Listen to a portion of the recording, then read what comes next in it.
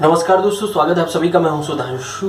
Corona virus को लेकर जिस तरह से हमारे देश में स्थिति बनी हुई है, उसको लेकर आरबीआई ने एक बार फिर से बड़ा ऐलान किया है। कोरोना वायरस के प्रकोप की वजह से देश की इकोनॉमी को जो बड़ा नुकसान होने की आशंका है, इन आशंकाओं के बीच रिजर्व बैंक की ओर से इकोनॉमी को बूस्ट देने के लिए लगातार प्रयास किए जा रहे हैं। यही वजह है कि लॉकडाउन में दूसरी बार आरबीआई गवर्नर शक्तिकांत दास ने वीडियो कॉन्फ्रेंसिंग के जरिए मीडिया से मुखातिब हुए और कई ऐलान किए। उन्होंने देश की इकोनॉमी को दुरुस्त करने के लिए आरबीआई की तैयारियों के बारे में बताया। इसके साथ ही बैंकों और ग्राहकों के लिहाज से भी कुछ खास ऐलान किए। इनमें सबसे बड़ा ऐलान जो है वो है रिवर्स रेपो रेट में कटौती का। ऐसे में सवाल है कि रिवर्स रेपो रेट कटौती के पीछे आरबीआई का मकसद क्या है और इसका ग्राहकों को क्या फायदा होगा। इसी सवाल का जवाब आप भी शायद ढूंढ रहे होंगे। चलिए हम आपको बताते हैं। रिवर्स रेपो रेट के नाम से ही स्पष्ट हो जाता है कि यह रेपो रेट से उलट है। दरअसल बैंकों को आरबीआई के पास रकम जमा करना होता है। इस रकम पर आरबीआई बैंकों को ब्याज देता है।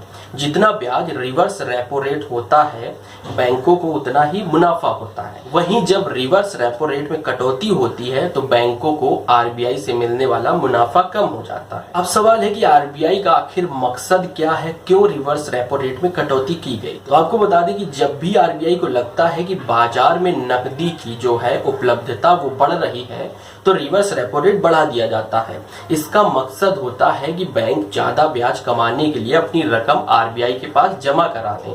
लेकिन जब बाजार में नकदी का संकट होता है तो आरबीआई रिवर्स रेपो रेट में कटौती कर देता है। मौजूदा हालात में कोरोना संकट की वजह से बाजार में नकदी की कमी ना हो, ये आरबीआई की सबसे बड़ी चिंता है। इसी चिंता को ध्यान में रखकर आरबीआई ने रिवर्स रेपो रेट में कटौती की है।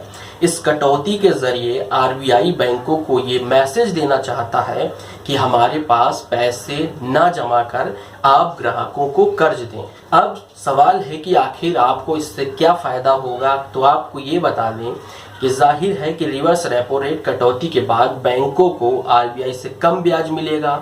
ऐसे में बैंक अपनी रकम को आरबीआई से निकाल कर बाजार में निवेश कर सकते हैं। मतलब ये कि बैंक अपने ग्राहकों को ज्यादा से ज्यादा लोन दे सकते हैं।